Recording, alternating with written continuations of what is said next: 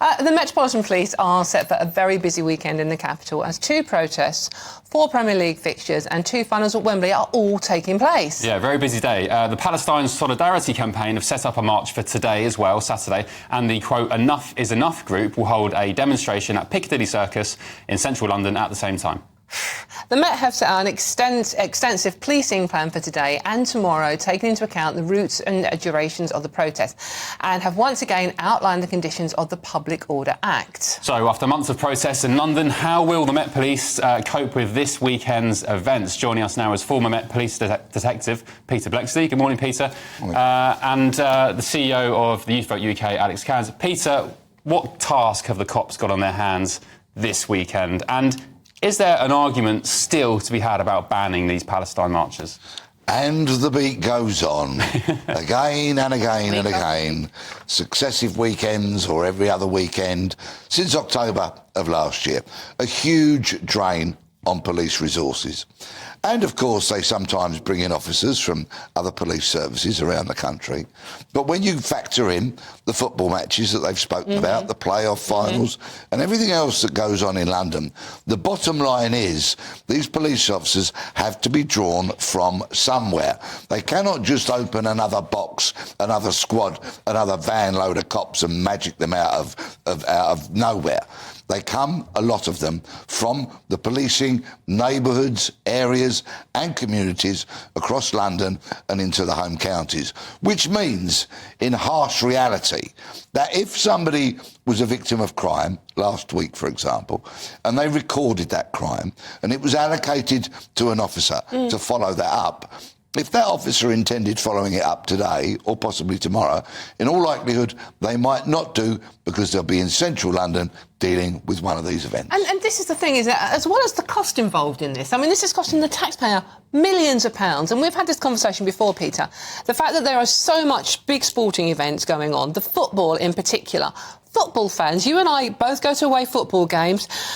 You're treated so differently than the kid gloves, and I have to say, the kid gloves that protesters on some protest marches are handled with. This is two-tier policing, isn't it? Well, if you read the Metropolitan Police's own thread when they put this message out yesterday about their commitments today, it's astonishing when you see the public's view of the Metropolitan Police's policing, because it is quite plain to see for many, many people that in regards to these pro-Palestinian marches, it appears like the police have taken a side, and that is the side of facilitating, obfuscating, allowing and perhaps turning a blind eye to some behaviour that, if it was replicated in terms of chanting, for example, if you go to football and chant something which is inappropriate, you will find yourself getting your collar felt in pretty swift time. Whereas on some of these marches, that's not been seen to happen. No, my husband was actually told off at an away football match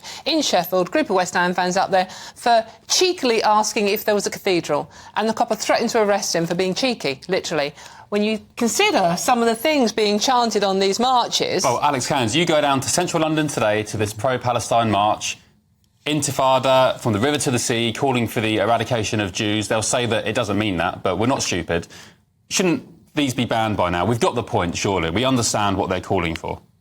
But, you know, their view is going to be that while there's a conflict and while innocent children are being killed, they want to protest, they want the UK, that has a lot of soft power in the world, to be taking a stance, getting involved. So, you know, it's very easy for us on the sofa, you know, in our cosy studio in London to be having this perspective, but actually a lot of these people feel very emotional about it. But do they really think Benjamin Netanyahu is going to be listening to Rishi Sunak or Keir Starmer or David Lammy about how Israel should react in the Middle East?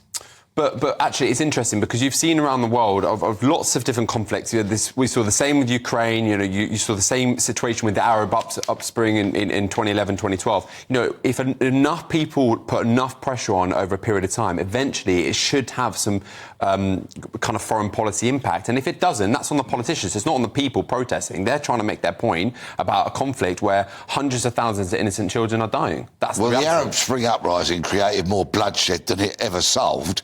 And talk about a comfortable sofa. I'll be travelling back through central London via public transport whilst this protest is on, and quite possibly I will bump into, on the tube, quite literally, many of the people making their way to that. It's not comfortable on the tube, and while some will say that a call for jihad, of course, is a moral striving against failings and all that kind of nonsense, it's a call for war. It's a call for bloodshed. And as long as those chants are allowed to go unpunished by the police, then, and we see the evidence of it, other uncomfortable situations arising. It's empowered those who want to seek bloodshed, and the situation ain't getting any better anytime soon. I'd say the majority of people that go to the protests are peaceful. There's going to be minorities. It's the same way, as you say, Dawn, at away football grounds, there's going to be minorities of people that cause trouble, but we can't just ban protests. We don't want to have a situation where a democracy, people are allowed to have their say on situations. Should they trash, innocent civilians coming by? No. Should they trash, coffee shops? No. But I think the vast majority of people were well behaved, in my experience. OK.